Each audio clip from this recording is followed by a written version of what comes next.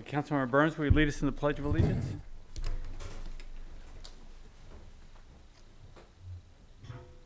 Ready, begin. I pledge allegiance to the flag of the United States of America and to the republic for which it stands, one nation, under God, indivisible, with liberty and justice for all. Thank you, sir.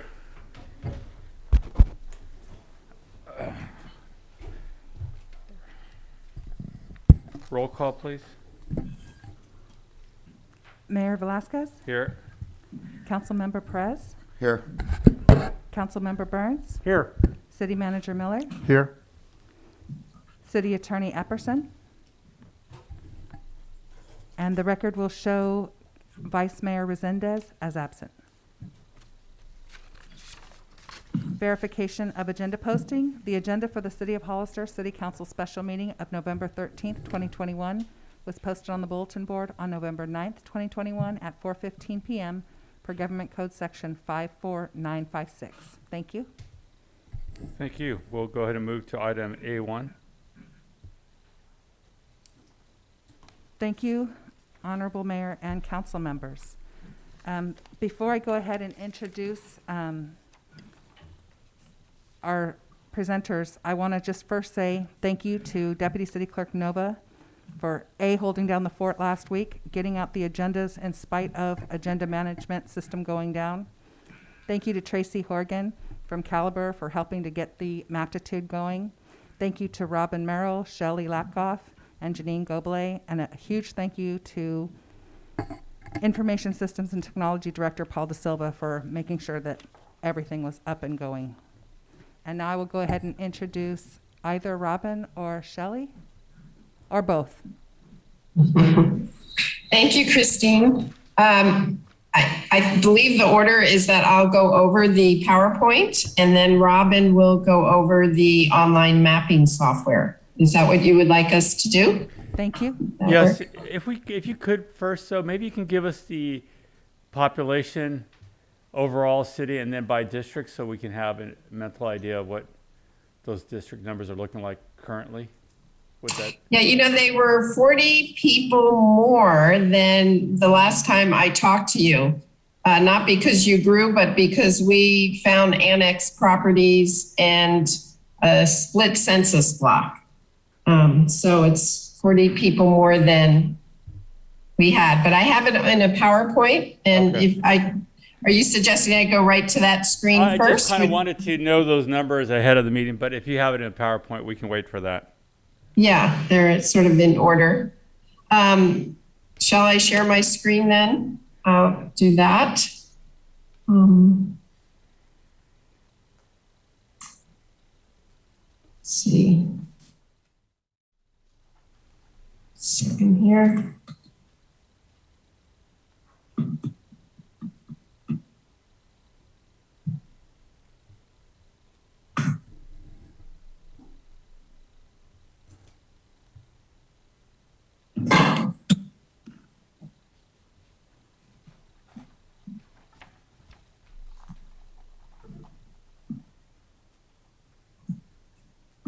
Robin, do you have the numbers you could give while I'm getting the PowerPoint up? And I'll bring that up. Actually, is my PowerPoint up? Do you all see that? No, it's not up yet. It's coming up, I think. Okay, hold on.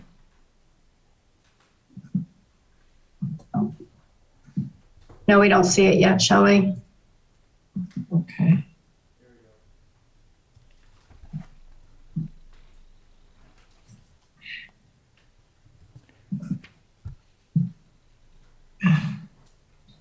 We see it now. Do you see all that? Okay, good. Great. So this is the title slide. Is that what you're seeing now? Okay. So here is our first official public hearing number 1. I talked with the city council a couple weeks ago and gave you an orientation, but this is the official public hearing that one of 4 that you will need to have during this process. In terms of our qualifications, we've actually been doing this for quite a while. since 1990 census. So this is our fourth round of redistricting. We've helped many jurisdictions, including your own, transition from at-large to by-district elections. And then we helped you redistrict after the 2010 census. And we also are trained as demographers and sociologists as well. So I'll go over what is redistricting, why redistrict, what your current council districts look like, the legal requirements that everyone needs to follow and that we follow, and the schedule, a little bit about the schedule, and then end with communities of interest, because really we'd love to hear from the public and from yourselves about communities of interest. That's an important piece when we start drawing lines. So what is redistricting? Every 10 years, cities must redistrict, which is to adjust their city council districts to make sure that the council district total populations are relatively equal. And we have to use the new census counts. Federal and state laws apply. You have to be done by April 17th, and you're well on your way to do that. The new council districts will be used until after the Census 2030 data are released. And in the event that incumbents no longer live in their council district, they will complete their term of office, regardless of where they live. Now, here are your current council districts. District 1 is very elongated, and that's just because of the shape of your city. And all the others are fairly compact. And we could zoom in if we wanted to see a better view of what your current council districts are.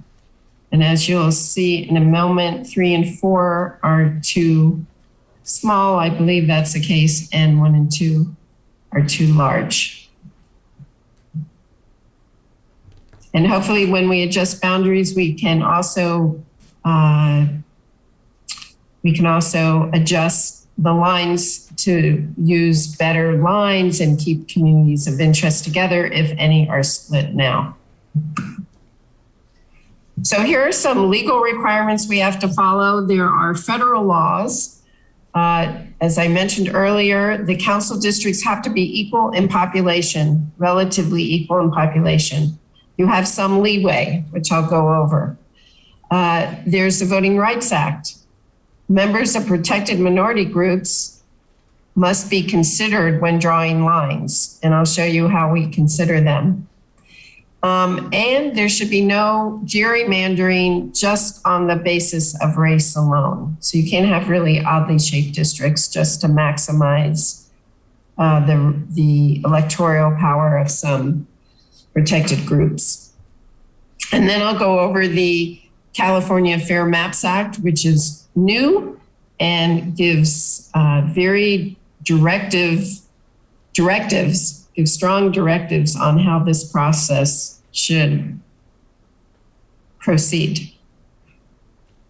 Okay, so let's go to the first federal requirement, which is equality.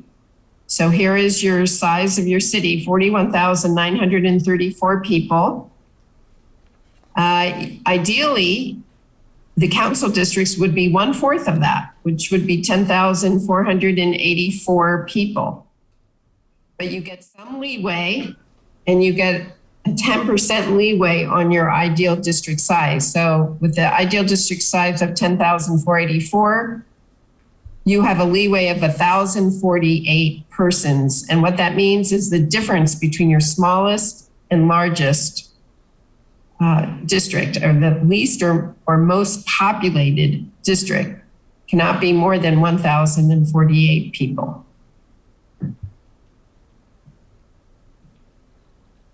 Now, here are the population numbers for each of your council districts. And as you can see, districts 1 and 2 are too large. And district 3 is a little smaller than normal, than ideal. but actually it's sort of within the range. But Council District 4 is way too small at 10% below the size it should be. And this gives you a planned deviation of 16.5%, and we are aiming for under 10%. So you must adjust your boundaries. And there's a couple ways we can get that 16.5%. One way is by looking at the percent deviations. So District 4 is minus 10%, and Council District 2 is a plus 6.5%. And we add those deviations, and that gives you the 16.5%. The other way we could do it is look at the difference between the population of Area 2 and Area 4.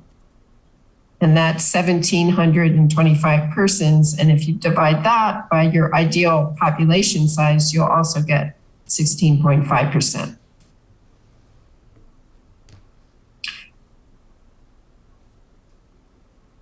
Okay, there's, as I said earlier, this is 40 people more than what I had shown you earlier a couple weeks ago. Okay, now let's go on to the Federal Voting Rights Act. And this is sort of the exact language. Single member election districts should be drawn so that members of protected groups have the ability to elect representatives of their choice. And you only have to do that if you're in a court of law, if the protected group is sufficiently large, geographically compact, and politically cohesive. But the main thing is that members of protected groups should have the ability to elect representatives of their choice. And I'll show you how we apply that when we're drawing lines. So the main thing is that you should not divide minority populations, protected groups, or overly concentrate them. And this has been cutely named cracking and packing.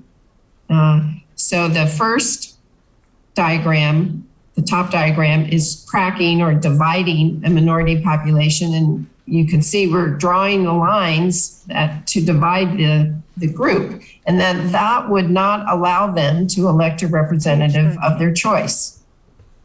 Shelley, I'm sorry, I'm going to interrupt just a second. That's page 13 for anyone following along. Okay, thank you, Christine.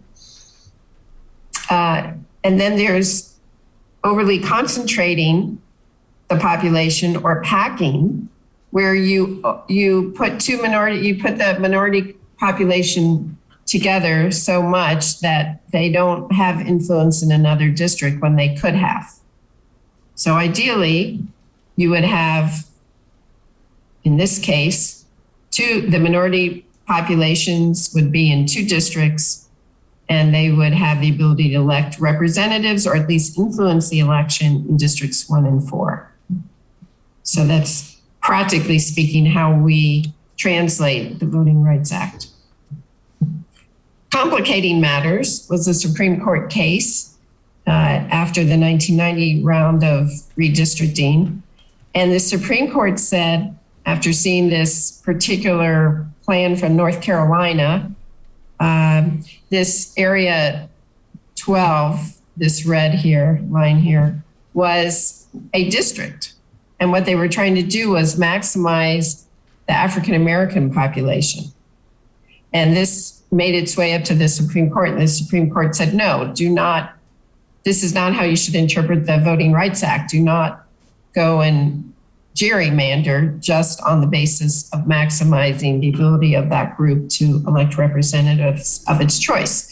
So demographers are left without much direction about that. We have to take the protected groups into account, but we can't do it too much. We can't gerrymander. We can't make oddly shaped districts, which is sometimes in the eye of the beholder.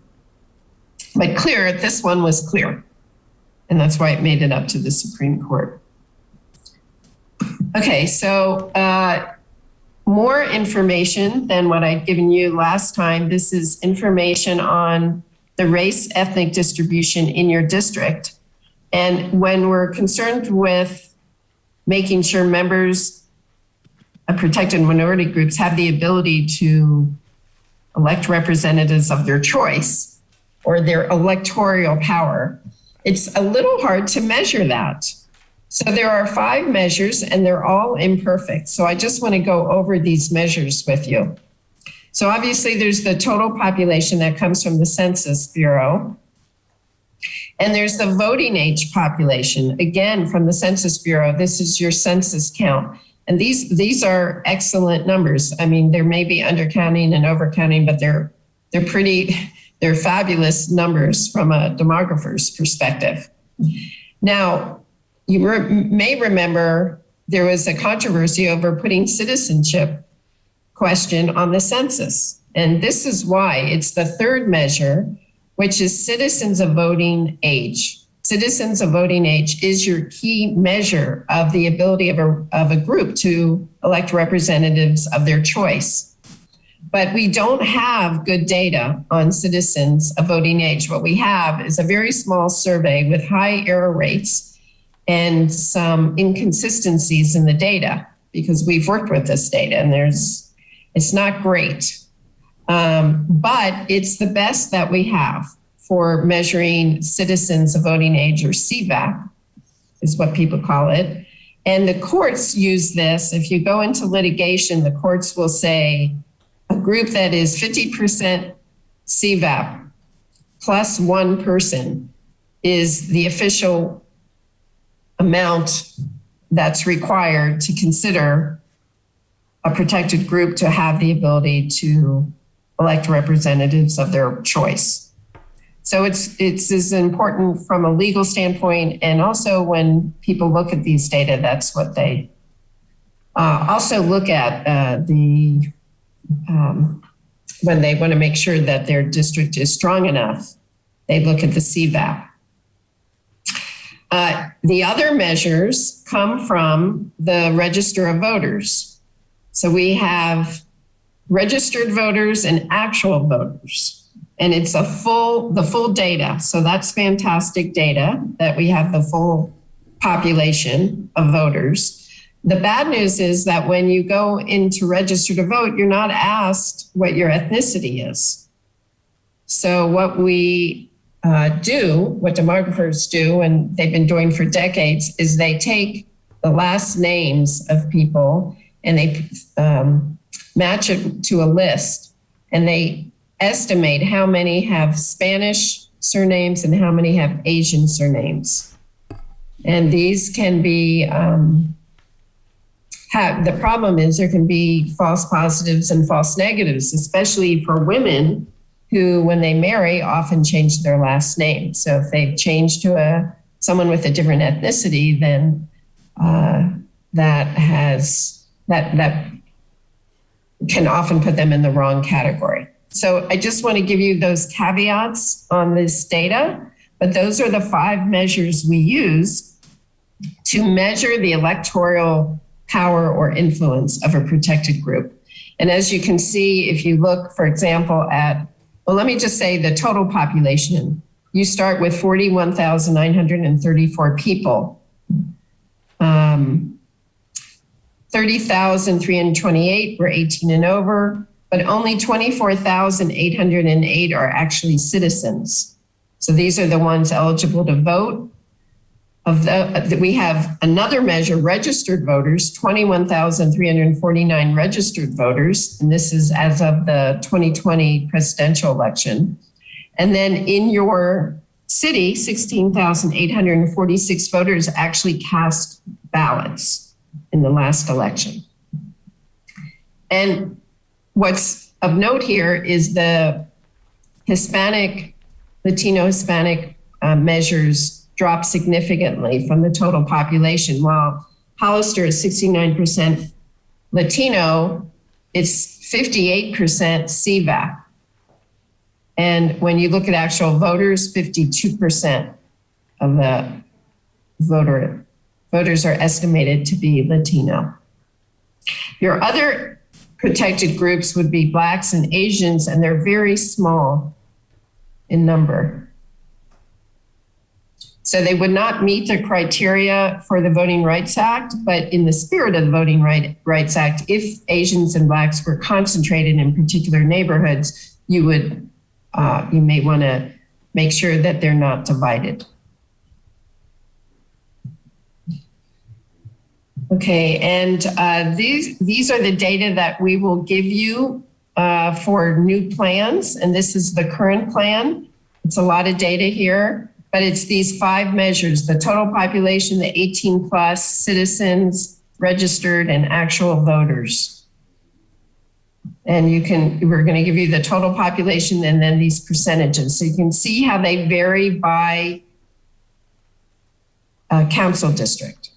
Okay, so let's say going over to actual voters, you can see that council districts 1 and 2 are highly Latino at 59% and 65%, and 3 and 4 less so at 45 and 41%.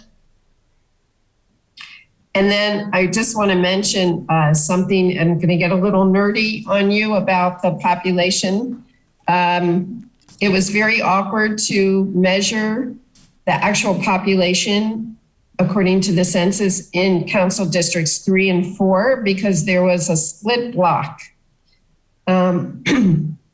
So when I showed you numbers earlier, we manually split that block and your deviation was 16.5%. If we don't manually split this block, which we're not going to do for new plans, it would have come out to 17.7%. This doesn't really matter because you're above the deviation that you're allowed. So we're going to have to do new plans. But in these new plans, we're not going to be splitting the census block between council districts 3 and 4. And I have more information in the appendix if anybody's interested, but that's why this number is a little different than what I showed earlier. Shelley, I'm sorry, I'm going to interrupt just again. When Sure. we didn't have the last slide or any slide, this slide, or probably any additional slides, we only had one. The racial gerrymandering is not permitted for slide 14. So if there's any way we could possibly get that afterwards, I can get that to council. Oh, I revised the PowerPoint from 3 weeks ago. I wonder if you only have the earlier one.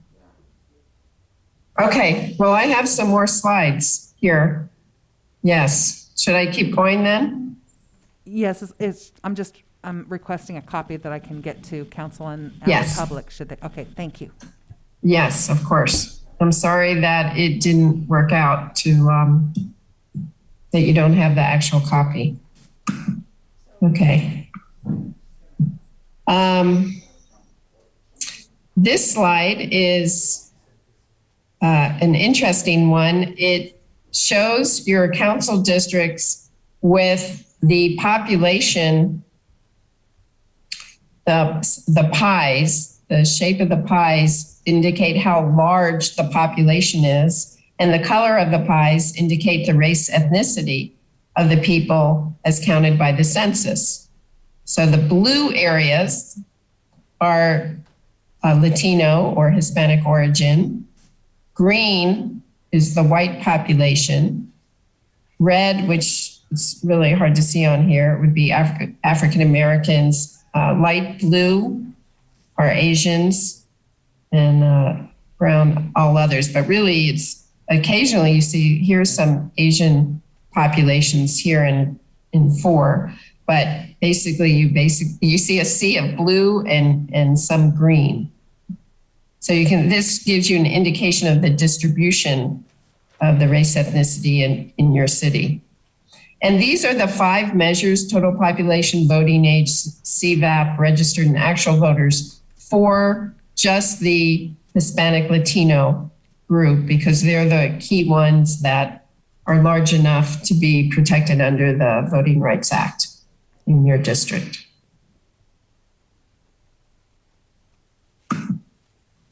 So now I'm going to turn to the Fair Maps Act and talk about that. It's a new law, as I said earlier, passed in 2019. It really makes some big changes to how we conduct redistricting efforts. It applies to cities and counties It does not apply to the smaller groups like school districts or special districts, but it does apply to you because it applies to cities. And it's first to encourage residents to participate in the redistricting process. You need to maintain your website for 10 years. You need to have translation services upon request. You need to have ways for the public to provide testimony and feedback. And you need access to public mapping data and software. And you need to hold at least 4 public hearings. And this is the first of those 4 public hearings. And there's some specific protocols.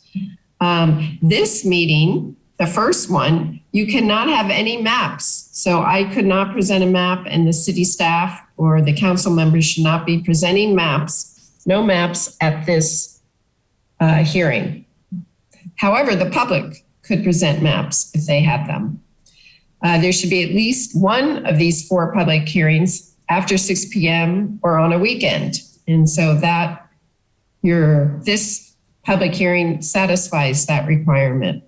Your meetings should have definite start times. So if you do embed them in part of your city council meeting, you have to stop and start at the particular time that you say you're going to.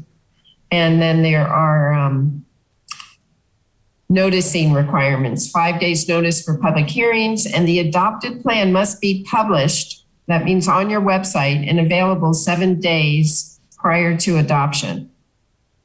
And again, you're in good shape based on our schedule that we've done. It should not be a problem.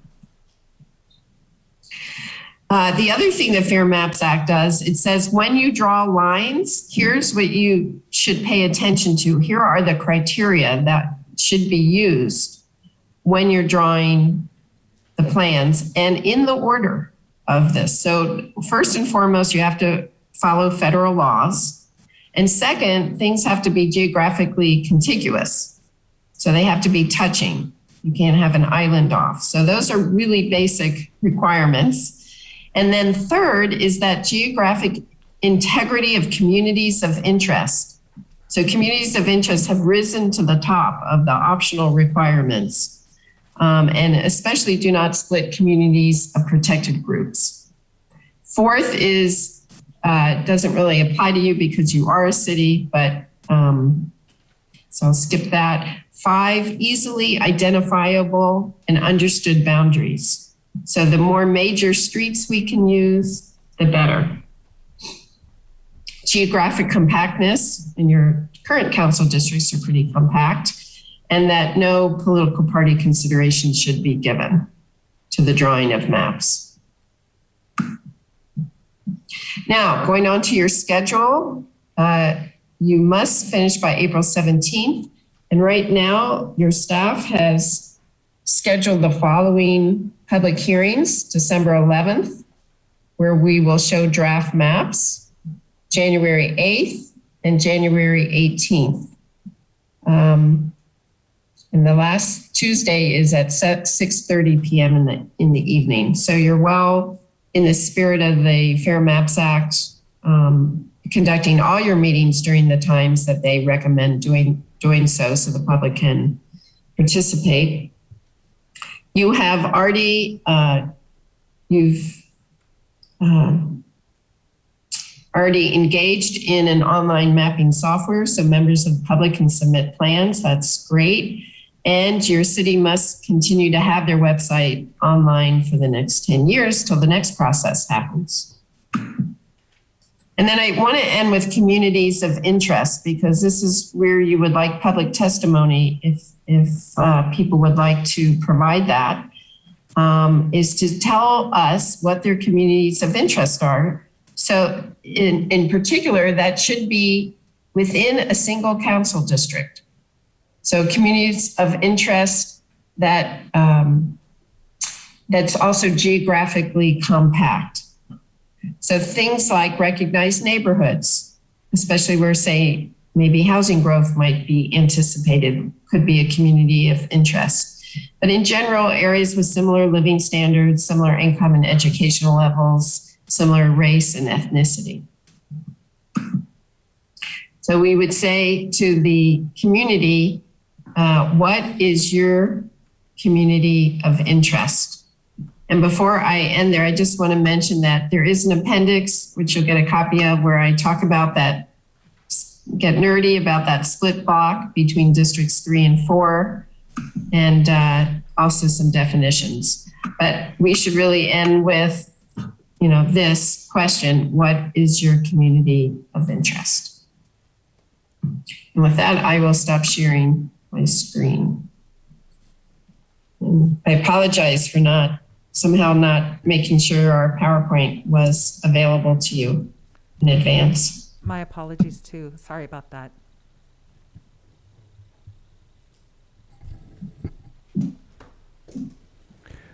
All right, at this point, do we have any questions from council members?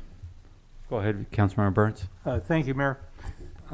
Shelley, I represent District 4, and so I have a couple of questions that are probably very simple, but I need your comment.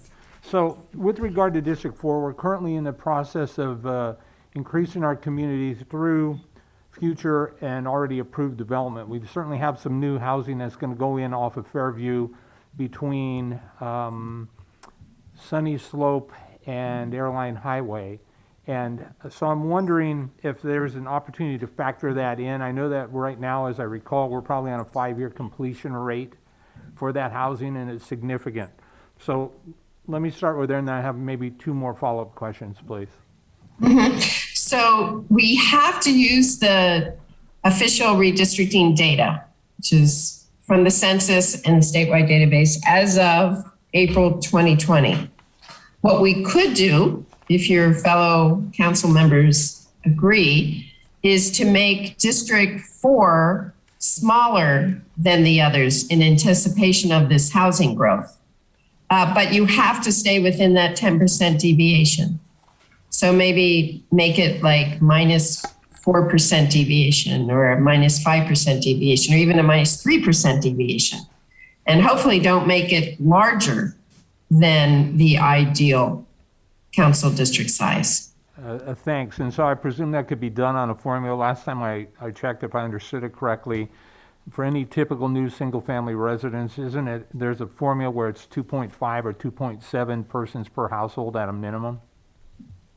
Well, that's not relevant, actually, because we're not going to take that into account. We have to take the population that we get out of the census. What I'm saying is that when we draw the plans, we can keep District 4 small, a little smaller than the ideal, not a whole lot smaller because you only have a little bit of leeway, but just keep District 4 a little smaller in anticipation that there will be housing growth and more population there. Okay, and so is that something as a council we would need to decide on relatively soon so that it would allow for you to do your work factoring that in, or is it something we would deal with after the fact? Well, it would be good if your fellow council members agree. I could try and do that. I can't promise that because there are a lot of constraints, but we can try and do that if people want, and I can certainly do at least one plan like that. And the public can also do plans themselves that put 4 slightly smaller than the other council districts.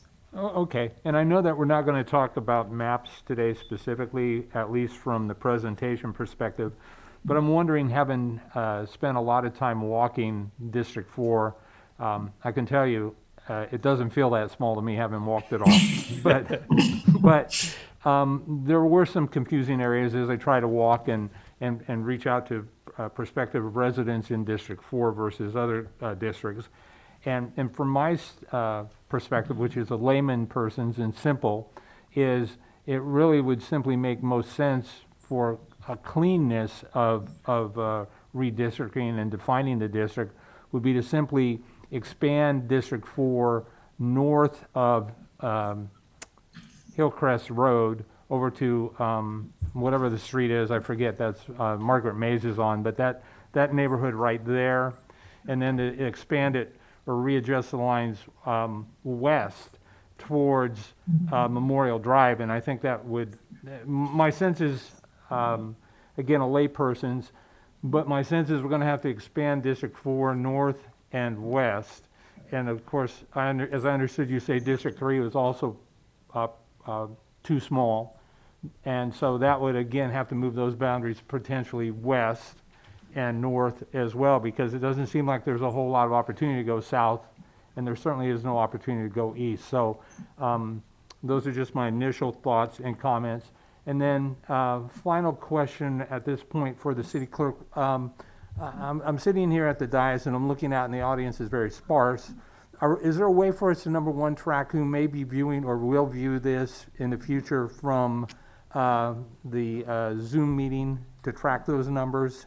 I think it would be helpful to make sure. I mean, really one of the reasons this council chose Saturdays was to try and engage our community. And I do know I've seen some noticing go out for this meeting, and I'm a little disappointed, to say the least, by the lack of participation I'm sensing so far. But I do think it's important for us as a council to continue to do these things at our inconvenience for the benefit of the community. And it would be helpful to know those numbers to make sure that we're hitting the target that we're hoping to hit. And so with that, I will be quiet for now, Mayor. Thank you. Thank you, sir. I can tell you that CMAP is here recording this so that it will be on Channel 17. It's on Facebook Live, YouTube, and Zoom. Is there a way to be able to tell how many hits we get on? We can't tell exactly who's watching, unless they're on Zoom. Well, if that's the best we can do, then that's the best we'll do. Thank you. Could I comment on that? Go ahead, ma'am. Our experience is that there's more public participation once there's some maps out there. So these pre-map meetings often do not get many people coming out. Thank you. Thank you. Councilman Perez, do you have a comment at all? Question? Yeah, I just, I really don't have much. I'm just kind of interested in seeing how this is going to play out when we must comply with the laws, but there are trade-offs, and it's kind of mixed up for me. So that's it. And yeah, and I know that it was just a slight mishap with all the pages and everything, but with me and my ADD, it's like I'm a little all over the place, but I'm following. Thank you. I have a couple of questions. Can you please clarify contiguous as far as the lines, boundaries? In our city, we have city, county, city, county, city, county. Is it, say for an example, the north side of a street is one district and the other southern side is another district, but there's gaps in between heading west or east? Which side would take that? Would it be the district to the south of it or the district to the east of it? How would that work? Because a lot of do you mean all those holes in your city? Yeah, we have a lot of holes. Is that what you're talking about? That's exactly right. Yeah, that, I mean, How would I've just been assuming that we have to take whatever the closest. The closest, and that would be contiguous. If one is across the street closer, that would be contiguous. But if one is further to the east, but on the same north side, that would not qualify as contiguous as it gets filled in. Part of the issue we have is, again, some properties were not master planned, so it's there's blocks, island blocks throughout. Right. So normally it would be contiguous, but it's not.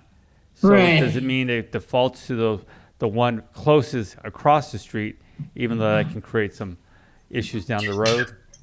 Yeah, I think it would default to your, I mean, I'm assuming it would default to your closest, wherever the hole is, whatever would be closest to that. But I guess the question, you could maybe go north. Like, let's say you had a hole, you could go up rather than sideways. As long as we go in one direction, we just can't skip over some territory. Right, that's what makes this kind of odd. The other question, Yeah, the other it's- questions I had for you are the public participation. I saw a lot of rules here about those can participate, and the restrictions from those that have been involved in campaigns or different things, had run for office, and so Yeah. on. So can you please clarify that so we're clear? Because we set the ground rules early so the public knows how this works, and we don't have an issue coming down the line. Yeah, I don't think that's an issue because that applied if you had a commission that was going to advise you or be independent and make the decision. So if you had set that up, then there were rules about who could be on that commission. Great, thank you. But you're doing it yourself, so, Perfect. Just wanted clarity on that. Thank you. okay. That's all the questions I have. Can we open to the public now? I have no speakers, Mr. Mayor. Elia, of course. You didn't fill out a card? Did you fill out a card today? I didn't fill out a card yet. Okay, well, fill that out afterwards if you have a question.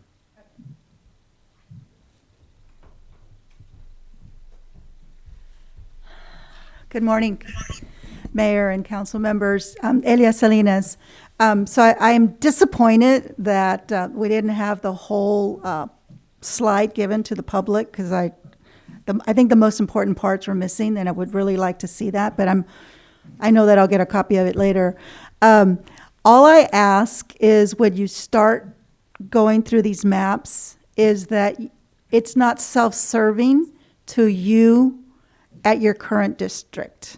If it's going to change a couple of blocks, and those are the blocks that you're familiar with and you walk and you know those neighbors, don't make a decision that you want those blocks back. There's an issue right now that I'm having with the Board of Supervisors is that they came up with and it's, to me, in my opinion, it's self-serving. They literally don't want to change anything. They want it to be. But that is what the census is all about, is because it brings on changes every 10 years. And one of the things that Councilman Burns, you brought up, is that it's based on the census and for today, 2020, and not for the population that's going to come in a couple of years when those houses get filled up. You do have a very small, margin. I would definitely want that margin to be included because that is a large population that's going to be coming in, but it's going to take years.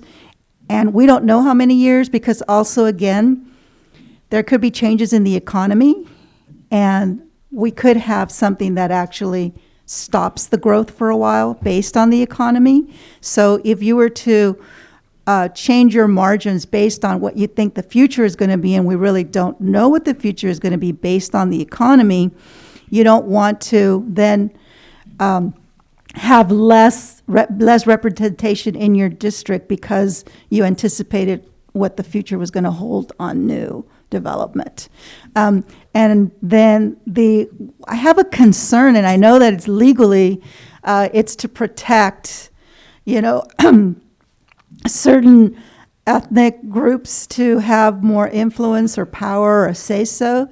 But I also, at the same time, I personally find it a little bit of keeping that group together and not being able to combine them with other people. I think you're able to separate, and I don't want to say that it's racist to keep them together. There's a reason why people have to live in because of socioeconomic reasons they live there.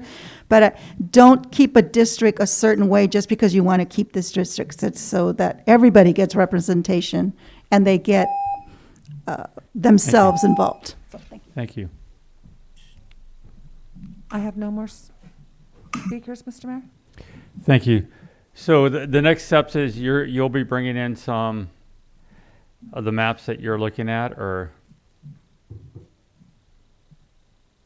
My next step, are you asking? Yes. Yeah, so we will do at least one draft map, maybe a couple draft maps, and the computer software is up. And so anyone can draw a map. So if people have submitted maps, we will present that also at the next meeting. Okay, but this is not something the council members could draw maps on for I think presentation? you could, yeah. Okay. I Yeah. think Mr. Burns had made a really good point, and I think what we're seeing in our community, matter of fact, I would like the previous population count from the 2012, but what we're seeing is really growth in some of the newer neighborhoods, and Mr. Burns made a good point, because some of that growth he pointed to, or some of the lines he was talking about, are new homes that are out there, and then there will be more growth in his district, for an example. And the same thing's happening in District 1. There's a lot of residential growth going on over there. So it's it's an interesting industry. I wish you well. But I think actually our city lays out pretty well. I don't see much of an issue as far as the adjustments you're going to be making here. And I'm looking forward to working with you in the near future here. Good, thank you. Councilmember Burns has another comment. Thank you, Mayor.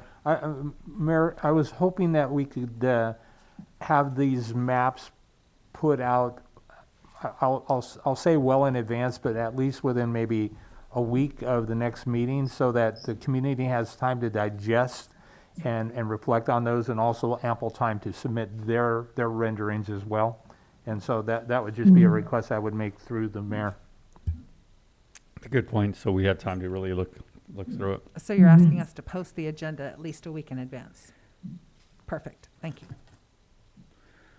All right. So we don't have any other questions or comments. Do you have anything else you'd like to say before we close the meeting? Well, yeah, Robin Merrill is here, and she can give a tutorial on how to use the online mapping software, Oh, that'd be great. so that you all can play around with it. People can go back and look at her tutorial, even if they're not here now. Go ahead, ma'am. Okay. So Robin, you want to take it away? Yes, thank you, Shelley.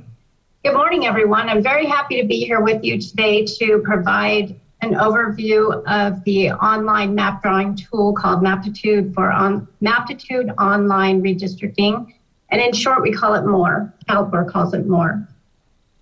I'll go over exactly what the demonstration will be, so you have an idea of what to expect. We'll start with how to create an account, because it is an online application. So users using it for the first time will have to create an account. Then I'll go over the overview of MORE, including the tools and where to find them and what they do. And then we'll give a short demo on modifying districts. And then we will go to Q&A, and I hope you have lots of questions. I'll share my screen with you now. Do we have a picture of the? We No, do. we don't. Yes. You do see it? Mm-hmm. Okay. I'm gonna move it, so hopefully it'll stay in your sight. Do you still see it? No, we see. Your son? No. We see I someone. see your son. That's Chase. Okay. We're thinking it's your son, but Yes, that's my son. He's away at college, so I have to have a picture of him up on my screen. Okay, let me try again, because I don't want to stare into my other screen. Maybe you have to stop sharing and I'm reshare. gonna try again, yes. Yeah. So let me get it up first, and then hopefully this will work better. His shirt, that's a nice shirt.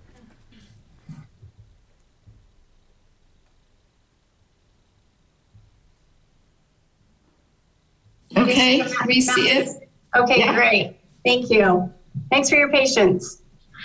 There will be a link posted on the City of Hollister's redistricting website that will take you to the online application called MORE.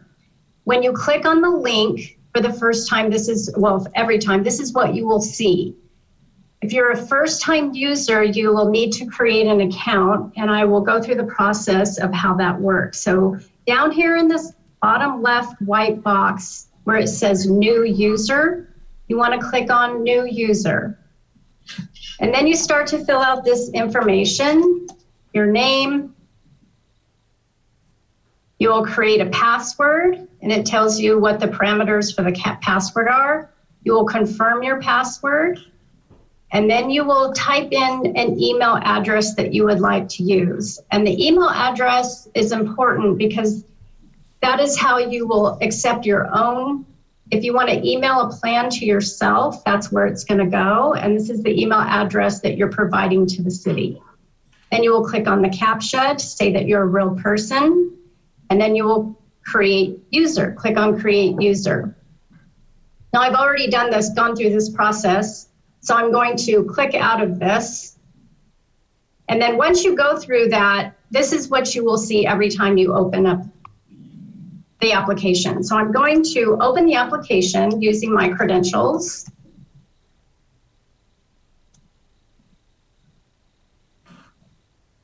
I'm going to log in. And it didn't work. Okay, let's try it again.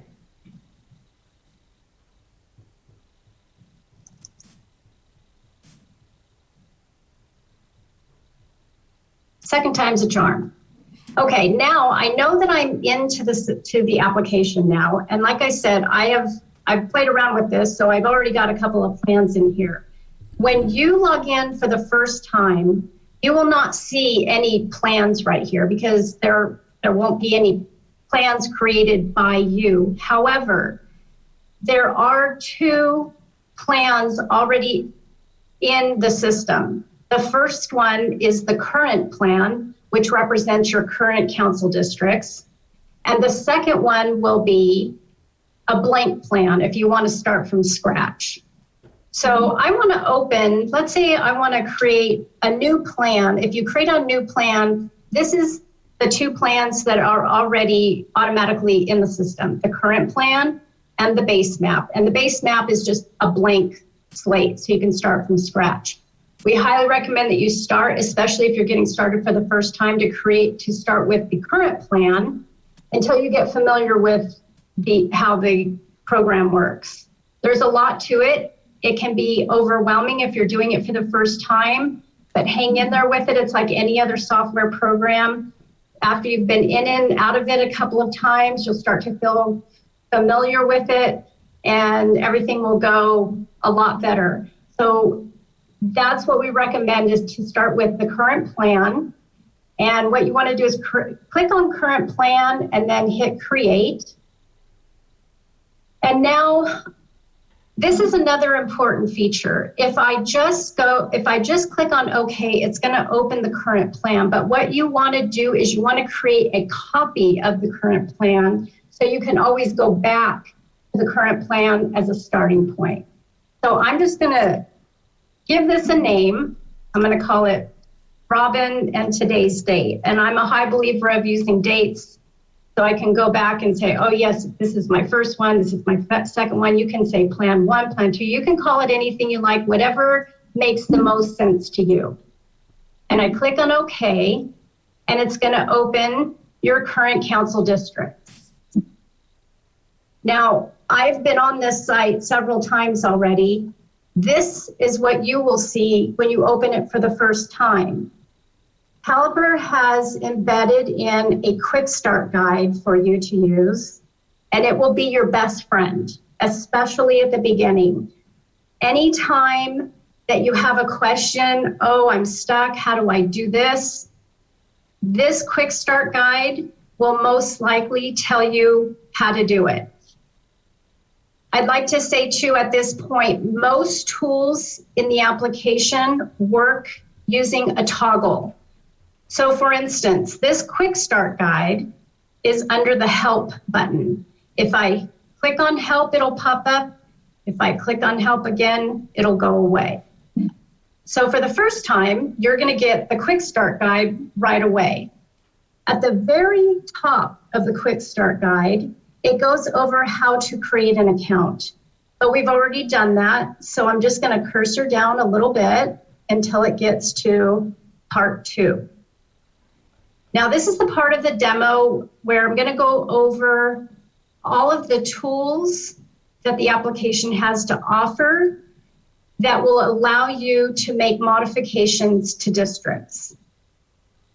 This little, in the Quick Start Guide on the right panel, this little picture here with these red highlighted bubbles explain and demonstrate what the tools do and where you can find them in your big map window here off to the right, left where your map is actually sitting.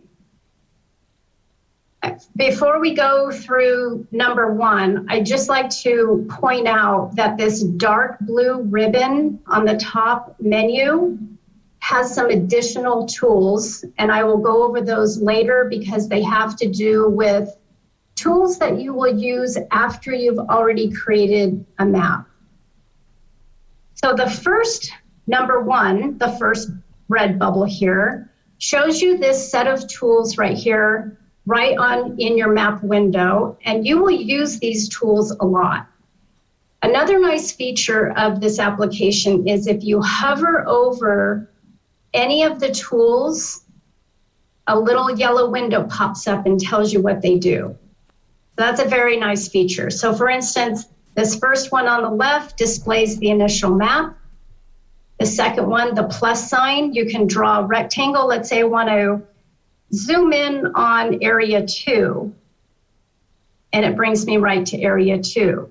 Maybe I want to move the map over a little bit, so I click on the hand to pan, and now I can see more of area 2. If I want to go back to seeing the whole map, I click on the initial display button and it brings me back to show the whole map. The reason why this map looks not quite centered is because of the Quick Start Guide. So if we were to hide the Quick Start Guide, you'd have a more centered map. But I'll just bring it over here and then open up our Quick Start Guide as we use it. The minus button zooms out, and the I button is like every I button that you've used. It's an information tool. If you click on anywhere on the map within your city limits, it will give you the information of a particular census block. It will tell you what elementary, secondary school that you've clicked on. Any layer in the map, it will give you information about. It will give you the street name, any landmark point, and of course your city limits. So those are the 5 tools that you will use a lot. Number 2, 3, 4, and 5 are the tools that you will use to actually modify districts. And I'll go over each one of those. They're in the 4 corners of your map. So display is number 1, districts is number 2. Display is number 2, districts is number 3, redistricting 4, and changes are 5. So let's talk about number 2, the display box. These 4 toolboxes open and close with the 3 horizontal lines on each box, also known as the cheeseburger. Got your top bun, the burger, and the bottom bun. So we click on the cheeseburger to open up the box. This window shows you all the layers in your map. So if you click on layers, it will show you all the layers and which layers are turned on. The map will always default to showing all the layers that are included. And you can tell that by this white check mark in the blue box next to each layer. So let's say you don't want to see elementary and secondary and unified school districts because they're just kind of clouding your map. You can turn them off just by clicking on the box. My session has expired. I have not seen that before. Something new every time. Okay, so I've turned off my elementary, secondary, and school districts because I don't need them to show right now, and I can come back later and turn them on if I need to. And I'm done with this layers map window now, so I click on the cheeseburger to make it go away. Now we're going down to tool number 3, which is called districts. And by the way, in your quick start guide, I'm jumping ahead of myself here, it will give you an explanation of all of these tools and what they do and how to use them. So like I said, your help button is going to be your best friend to get this quick start guide opened. If you forget anything and you need to go back and refresh your memory, just follow these red buttons and cursor down. So now we're on the bottom left toolbox, which is the districts box. And what that means is these are your statistics of your current districts. It shows each council district, number 1 through 4. And on the very top here in tiny letters, it tells you how many districts you have, which is 4 in your city. And it will also give you the ideal population that you're shooting for each district. And for the city of Hollister, it's 10,484.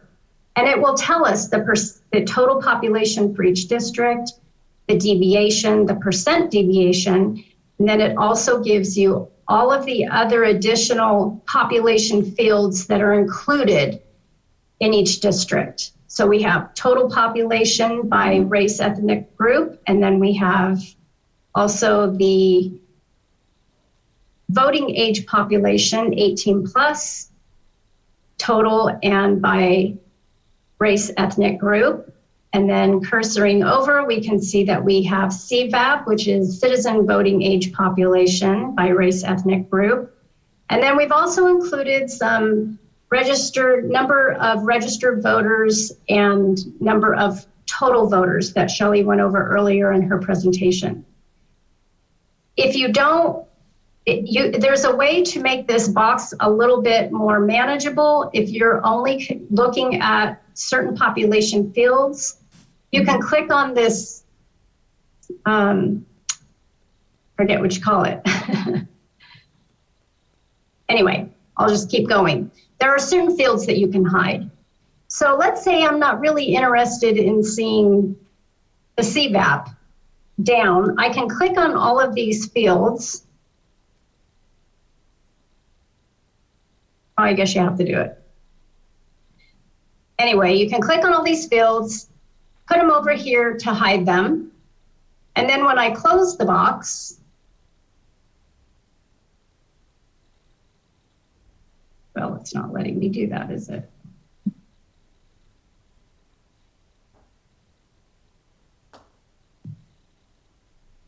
It's theoretically going to hide those fields. I'm not sure why that didn't work. This is the filter, is the term that I was looking for. If you just hit your exit button, it'll close out of the filter box. So that's your districts field. That gives you your district statistics. The fourth tool up here on the top right is your redistricting toolbox. This is the toolbox that you will use to actually modify districts, to make changes, to move census blocks from one district to another. You have your target district where you want your blocks to be moved to. You have your source district where you want your census blocks to be moved from. So if I want to, now we know that districts 3 and 4 are underpopulated. So I want to move some population from district 3 to district 1. I would click on my source as, from 1 to 3, I would click on my source as 1 because I want blocks to be taken out of 1, and I want them to go into district 3, so my target is 3. Your selection is blocks, and there are 3 different ways you can select blocks. There's the pointer tool, the circle tool, where you can draw a circle around blocks all at once, and then there's the shape tool. So let's say I want to click on multiple census blocks at one time. I click on my shape tool. Now this is district 1 right here, and I want to put those in 3. So let's say I just want to move these blocks. I click on the area that I want to select those blocks. And when you're back to your starting point, you double click.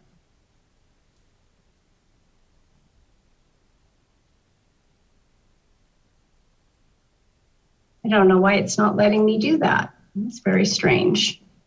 I'm going to log out, if you'll just bear with me for a minute, because I think that the system somehow is tired here, and log back in.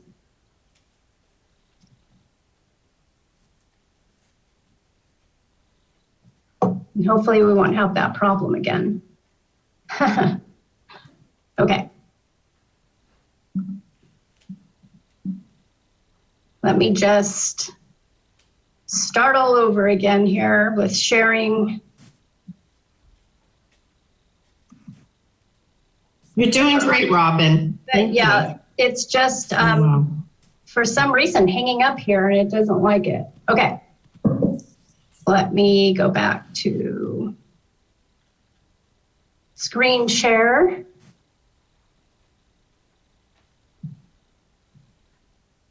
Okay, does everybody see the login access window for Maptitude Online? Yes. Everything great. Okay, I'm gonna log back in.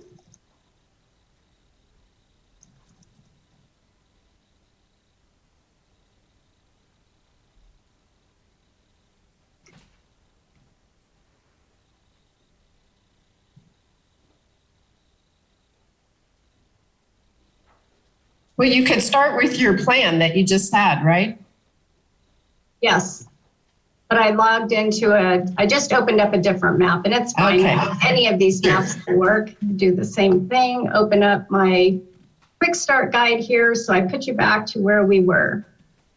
Now let's see if we can make a change here that shows you how it actually works.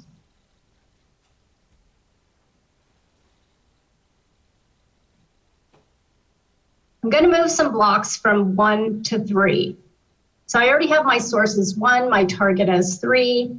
I'm going to click on draw a shape, and I'm going to click on these blocks here, double click to end it.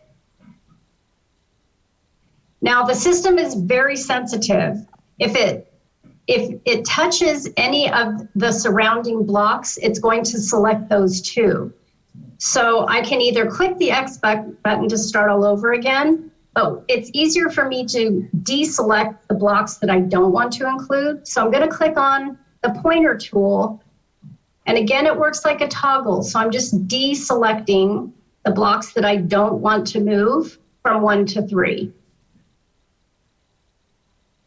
And now I want to move this set of blocks from 1 to 3. I can look down here in my changes box, your pending changes, and it will tell you before you actually make the change, what your deviation will be if you make that change. So for example, my District 3 will be 2.2%, and my District 1 will be -7%. That is going to make my District 1 too small. So I'm thinking, yeah, I don't want to make that change. So I'm going to clear my selection. Maybe now I need to move instead some blocks from District 2 to District 3. So I'm going to change my source to 2. My target is 3. And I'm just going to click on my pointer tool here and click on a couple of blocks to see down here in my pending changes under percent deviation. I can see that this brings District 3 now to -1.5% and District 2 to 3.8%. And I think, yeah, I kind of like that. Looks like a nice clean line. I'm going to click the check mark to make that happen. And now I have the change made to the districts. So going back, this is why we highly recommend that you always make a copy of a plan so that you don't change your initial plan. You can always go back to that initial plan and start from scratch. There's no limit to how many plans you can make or submit. So it's always great to make a copy of a plan. So those are the 4 big toolboxes in each of the 4 corners of your window that allow you to make changes, modifications to districts, and gives you the information for each district. There are 2 final there's a final process that you need to go through when you think that you have the plan that you like. You're happy with your plan. You say, yes, this is the one I would like to submit or print. Before you do that, up here in the blue ribbon, there's a plan integrity tool. And before I do that, I just want to mention that this is included in the quick start guide. So after it goes through all of your tools, down here is verifying and submitting your plan. It walks you through the purpose and how to verify your plan. So basically, the verify plan tool is just telling you whether or not you have a valid plan. There are two measures here that it goes through. One is find unassigned areas. And when you click on it, and what that means is it's making sure that you have included every single census block in at least what it is assigned to a district. So you have a complete plan and you're not leaving out any census blocks. So in this particular plan, if you start with the current plan, you will see there are no unassigned areas. So you click on OK. If for some reason you're starting from scratch, you're building your own districts, and you click on your plan integrity, find unassigned areas, and it will show you if you have any unassigned areas, it will give you a list of those blocks and a little magnifying tool that you click on, and it will take you right to there, and it'll highlight that block so that you can assign it to a district. The second plan integrity tool is find non-contiguous areas. Now this is a little tricky with the city of Hollister because you do have two areas that are non-contiguous. The first one, if you click on the first line here, it's saying that there are two in area 1 and 2 in area 2. You really have one in each district, but it's showing you the non-contiguous area, and it's saying here's the other area that it's supposed to go to. So you click on that and you click on your magnifying tool, and it'll take you right to that non-contiguous area. And we know that this is a non-contiguous area of District 2 already. So you're always going to get this report even though you have no non-contiguous areas. The other one is in District 2. In District 1. It's in District 4. There's this little block here that you're probably familiar with. And it is always going to be a non-contiguous block. It has 0 population in it, but it is part of within your city limits.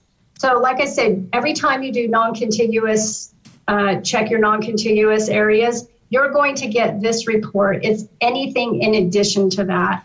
You want to make sure that you don't have any census blocks that, for instance, might be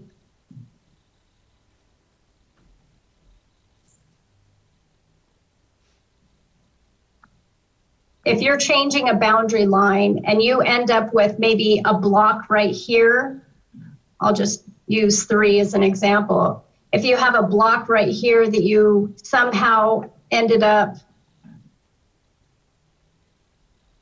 assigning to number 1 over here, it's not contiguous, it will tell you that. So those are the 4 main tools on how to modify districts. And then the last thing I want to share with you is if you want to submit your plan to the city, there are 2 ways to do that. You click on the Share Plan dropdown. You can either submit to administrators or email the plan files. And let's go over email plan files first. It is going to ask you, where do you want to email the plan file to? You can email it directly to the city's redistricting email address, which is over here in contact. If you hit contact, you can email the city directly with a message, a question, or you can email your plan to the city directly. So you would type in here, redistricting@hollister.ca.gov. You can type in your any message you want to say. This is my plan. I'm resident, Joe Smith in district, whatever message you want to convey to the city, you can fill in there. And then you're telling it what to add, what geographic files. And the geographic files are what make up your plan. You can click on Esri shapefile, or you can click on Maptitude for redistricting. Either one will work. And then you click on send, and it will send your plan directly to the city. Now, Paul and I played around yesterday with sharing a plan to submit to administrators. And I'm not sure if that is up and running yet, but when it is, you can type in a message here, and then you fill out all of your information. And I will tell you that we tried this, and all of these blanks here have to be filled in. They're all requirements. And then you click OK, and it goes straight to the City of Hollister's redistricting email site. And basically what that does is the same thing as emailing it. And going back to the email, you can email a plan to yourself if you'd like, or you can share with all users. If you say, this is a great plan, I want everyone on the site to see it, you can share your plan and click OK. And what happens when you do that is when somebody goes to, when you go into open more, you can go to the Share Plan tab, and you can see if anybody has shared a plan. So maybe your neighbor has submitted a plan, and you want to see they've shared a plan. You can open their plan, and you can make a copy of it and adjust the districts for that plan. So that's another way you can start by adjusting districts. And then the last thing I wanted to show you is this really cool reports tab. If you click on reports and click on population summary, it will give you the opportunity to include all of the population statistics that are included. It's those data fields that are included in each block and summarized by district. So let's say I want to see all of these, and I'm going to put them in my selected columns and click OK, and it will give me a report of my plan. So you can see all of the data statistics for each of the 4 districts. And then if you go down to here to what we call percent deviation, total percent deviation, it will say, oh, your plan is at 5.37%. That's another way to get a nice summary of your plan, and you can either download it or print it to PDF or print it out from your printer. And I believe that wraps up the demonstration, and I would love to answer any questions you have. Okay, any questions? Councilmember Burns? Thank you, Mayor. Robin, first of all, thank you for the presentation. You did, for the record, state that you hope there are a lot of questions, and so I'm going to fulfill your request. Thank you. So, first of all, can you confirm for me that there is no cost to anybody that uses the plan to use the app for Maptitude? That is correct. Yes, anyone that wants to draw a plan, there's no cost. The application is up and running, or will be. I don't know if it's published yet, but it will be published soon. And if it's not, so yes, the users only have to give information. They have to create an account, and then they're ready to go. Perfect. And so then, with the information that they provide to Maptitude to create the account, do you know what is actually done with that personal information? I believe the information is only stored for purposes of documenting plans. As far as caliper, I don't know if I understand your question correctly. As far as what caliper does with the information, or Well, actually, what anybody might do with it, you know, sometimes you go to an app and you start using it, and all of a sudden, you get all kinds of additional things you didn't really ask for or have interest in, and I'm just curious if we know what the consequence is beyond using the app, and so.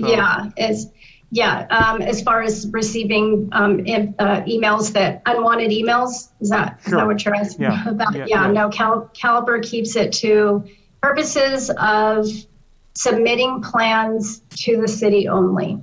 Okay. There will not be any extra emails sent to you no unwanted emails will be sent to you. Okay. Excuse me, Councilmember Burns, if I may just add to that too. There is a cost for analyzing submitted maps, of which the council has already approved 20 to be submitted. If we go over that, it's $250 per map, just so you know. I'm sorry, so so if we go from 20 to 21 submittals, it's how much money? $250. Per map thereafter? It was $250 per map anyway. Okay. But council approved at the meeting that we approved, that you let me roll the money over.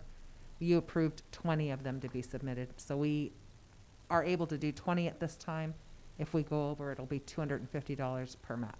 So then, is there any kind of a monitoring device? Because if people just go crazy, which I kind of hope they do, honestly, but we want to make sure that it's that they're complete and that it's just not somebody just playing to play with the app. And I could be that guy, incidentally, because I'm going to mess this up more than anybody else. I don't know, Robin, is there a way, is there criteria Yeah. on? I think it's a two-part question. The first question is there's no limit to the number of maps that you can create. And when, Christine, you referred to that you have 20 maps that Lapcoff and Gobelay are going to analyze, then we'll know when those 20 are up. So those are the 20 that you're worried about, not the unlimited number of maps that people submit or play around with. It's only the maps that that people submit. I believe Paul and his team can tell on their IT end how many submissions. Correct me if I'm wrong, Paul, but just by listening to other clients' conversations about this, they can go into their server and see how many people have logged in, how many people have submitted a plan, and it's, I believe, tracked by IP address. Yeah, that information you could probably get from Caliper. I could work with them on getting that. They're hosting your site. My apologies. Yes. Right. It's not our internal site. We're right. Hosting it with them. Yeah. Okay. But I can't tell how many email submissions we get from the public when they get emailed. Yeah. Okay. Then that would be a question for Caliper then to ask them. You know, we want to monitor. We'd like to get a report of how many submissions we're getting, how many people are logging in, creating an account. They can tell you that too.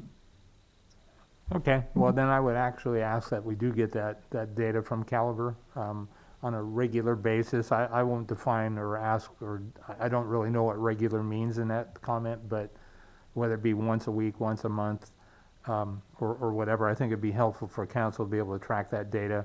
And again, I hope that we do spend whatever's necessary to get the community's participation, but it would be good to track. I think we have a responsibility to do that as well. So, and Paul, I think you might have just answered this, but when these emails are sent to the redistricting address, are you the guy that monitors this, or who's going to actually physically get this information? It's going to go to the city clerk's office. They both have the access to the redistricting email, and also, obviously, I have that capability also. So between the three of us. Okay, and so that when this information comes in, will there be some sort of a standardized acknowledgement that, dear Tim Burns, thank you for your submittal, we appreciate it, we're going to move it forward, or this is trash, get rid of it? That would probably be more, I don't know, Robin, were you getting any acknowledgement that the email was sent on your end when you were doing these testing yesterday? Yes. Part of them. I don't know if I got all of them, but that's a very good question. It's a little bit different with the City of Hollister because Caliper is hosting, and this is the first jurisdiction that we've done this with Caliper hosting. So, Okay. yeah, well, that's something that I can check with Tracy at Caliper too. And And I, if not, we can- can make Could sure I that that add happens. something here? Two things, because all the shared plans will go to the redistricting email address, you, the staff will know how many submissions there are of actual submissions. Correct. And then you will send that to us when you're ready to do that. So you'll have a count of how many plans we're doing so far. We're checking for you. And second of all, if you want to do acknowledgement, that you could do an acknowledgement from that email. So perhaps that's what Councilmember Burns is suggesting. When you all get a plan, maybe to send out an email that says, thank you, we received your plan. Thank you, Shelley. And I have a question to that because that's we can definitely do. But when a map is submitted, as Councilmember Burns stated, is there a way for us, I mean, are you analyzing every single map that's submitted? Or is there certain criteria that says, okay, this is okay to be analyzed? Well, we would normally analyze everything that you give to us, but you all could look at it first if you want. If someone feels comfortable seeing, like, is the plan deviation okay? Right. So we would be looking at it for the same criteria that you gave us to draw a map. So making sure that the populations are even, that they're as a boundary touching to the next one, we would be checking all of that. And if it didn't comply, it wouldn't go to you to be analyzed, correct? Yeah, you could do that if you're finding that you're swamped with entries. I actually think that would be a good parameter regardless, and I absolutely think it would be something that staff should look at as opposed to council, because obviously we could be perceived as having an interest, which we may or may not. And so to have an independent set of eyes on it that understand the technology, I think would be very helpful. Okay, moving right along. So when I saw the demonstration, I saw where it talked about when you move blocks, that it would show a percentage of the change. Will that actually also, I couldn't see it from my perspective on the dais, but will that also show the number of actual residents or registered voters that are in that block? Yes, you can cursor down and see all of the fields, and it'll give you the data statistics for every data field. Okay, I think that's Total helpful pop, too. CVAP, voters, yes. And another thing I'd like to mention, because I forgot to do so earlier, the total population, the label in each block is the total population that is showing, so that you can see if you're zoomed in and you're making changes to a district, you can see the total population for each block. And Councilmember Burns, I don't know if you turn around, if you might be able to see that better. Okay. Yeah. Yeah, okay. And then, and I'm about to wrap up, I promise. I guess my last two questions and maybe a comment in relation to this process is, have we, I know that we've scheduled public meetings to discuss this at the formal level, but have we given any consideration to maybe hosting a workshop where people such as myself are technology challenged, and it could be helpful to actually provide people with hands-on. I know I've learned a lot of computer programs in my older part of my life, but it was through a lot of trial and error, and it was through a lot of commitment and help from others that I was able to actually accomplish my intended goal. And then my final question is there a process whereby potentially some people don't have access to the internet, they don't have access to a computer, have we considered provisions for people that might have that challenge as well? And that will complete my questions and comments. Thank you, Mayor. Thank you, everybody. Thank you. Did you want to go ahead and answer those questions? Shelley, I think there is a paper process to do as well, but again, we don't have computers here for the public to use. Part of this being CMAP'd and being recorded is because Robin took the time to go over exactly how to do it, this would kind of be the video that you would go to once you're on your computer, and you can rewatch it and it will walk you through it. But I know that there's also a way for people who don't have a computer to use a paper process. And Shelley, I don't know if you could maybe explain a little bit more on that? For some clients, we have done that. We have set up paper, what we call pieces. We break the city into pieces, where we think people might be interested in moving around pieces. It would still require a computer, though we could also have it printed out on a map, and people could sort of draw on the map what they wanted. That was not an election that you all chose, because that was an additional fee, and you chose the online software. But if you wanted to do that, there'd be an additional fee for us to do a paper map with pieces on it, where people move around those pieces, which actually people use that, our experience, more than they use the mapping software. But your city is so small that the mapping software might work as long as people are willing to invest the time in learning the software. But if we can do that for you, the paper pieces kit, if you like, but it's for an additional fee.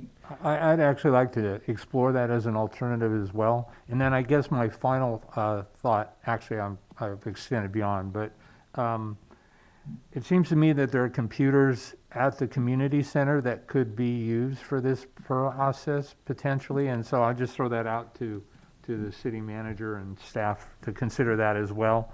I, for one, am much more of a physical guy. I want to be able to see it, touch it, smell it, play with it, move it around. And I like the pieces idea very much for somebody of my age with my lack of sophistication. So thank you. There's also the library. They can use computers there. So, and I think you're right. If they go back, spend the time watching the video, like all of us, we're going to have some time to learn this, or take some time to learn this, so we can do it right. And I think that's very important, because I don't think what we want is somebody is to show up and say, oh, I just want this for whatever reason, but to really spend the time and understand how this really works, and not just, my neighbor lives over here, I want them in that district because they're my friend or something. We want to make sure this is really making sense for the entire community. And as you mentioned, it's a small city, and just spending the time here today, understanding the numbers. I think Mr. Burns, you said it right from the very beginning. I think you were correct on the northern part of the boundary that you were talking about. And I think we can all, as we know our district, as you mentioned too, you walk your district, you know that pretty well. Mr. Perez knows his district and what really makes the most sense. And I think we can get to that point relatively quickly and easy. So I just want to say thank you to you all for taking the time this morning to go through this with us. Any other question or comments? Go ahead, sir. Yeah, no, I just want to make a comment. Thank you for your presentation. I also think that, you know what, I don't think our numbers are way off. I don't anticipate this being a long, drawn-out thing. I think simple is best. But I wanted to thank you again, and thank all the public for coming in on your Saturday. That's it. Thank you. Is there anything else that you want to bring to our attention before we adjourn the meeting? One thing it's very important, and I forgot to share it with you. So I'm just going to share my screen and open the application one more time. Can you see the application? Yes. There's a way to change it from English to Spanish. The guide comes in Spanish as well. So I just wanted to make sure that everybody was aware of that. It's very important that it comes in several different languages, Portuguese, Vietnamese, Chinese as well. Wow. Thank you. Thank you. If there are no further questions, is there a motion to adjourn? Actually, I have one Go ahead. speaker who would like to speak. I'm sorry, Elliot but we would already like to closed the speak. public comment. We went through that already. She didn't realize that the map portion would be split into two. Split what in two? I'm sorry. Well, the presentation was split in two, so I spoke, I have questions. Go ahead. Yeah. Thank you.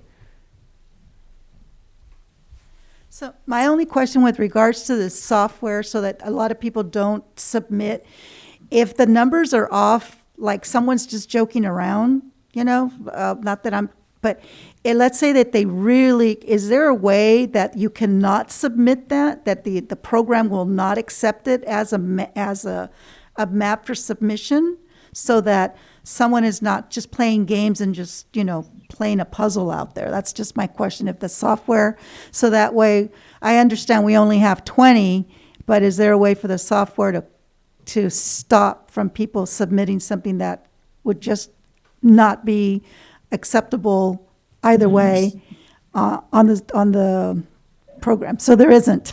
Okay. Because if there's only 20 and it's 250 for how many more then? Because we did this with the county, did this, and people were playing with the maps out at the county fair. And so I think it's a great idea. I was thinking about also the community center. There's you could have a workshop at the community center. I think there's 10 computers out there available. Like the mayor said, there's also going to the library. But if you wanted to do a workshop, the community center would be the place to go, because you can actually have a large volume of people, and then they would just have to wait around to.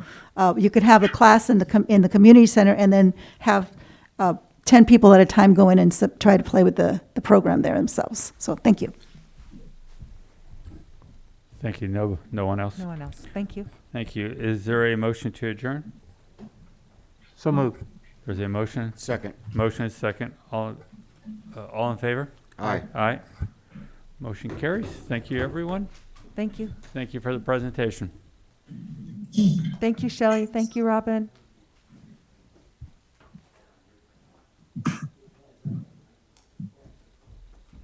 Recording stopped.